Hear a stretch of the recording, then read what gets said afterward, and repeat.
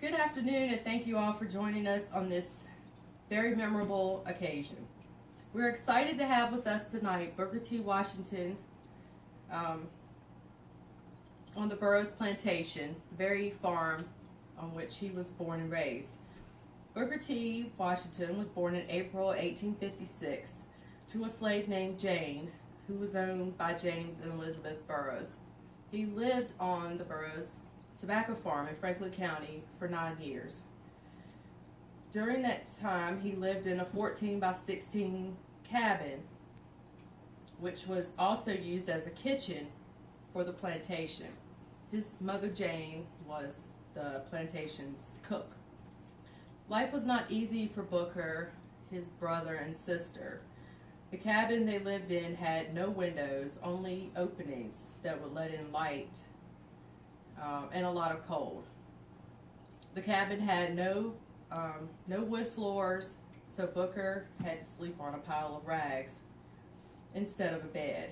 He always wanted to go to school, but he was not allowed. In 1860, when Abe Lincoln was elected President of the United States, things began to change. The Civil War began in 1861, and Virginia soon seceded from the Union.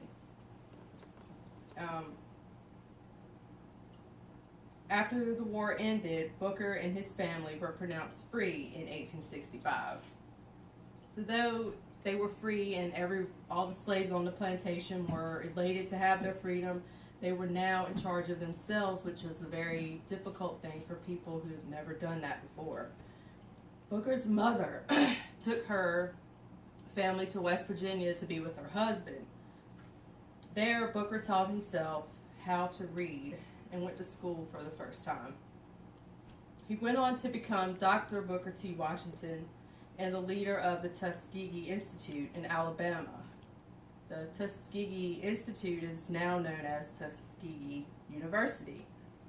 As we gather today to commemorate the 150th anniversary of the Booker T. Washington National Monument, please join me in giving a warm welcome to noted educator, orator, and author, Dr. Booker T. Washington.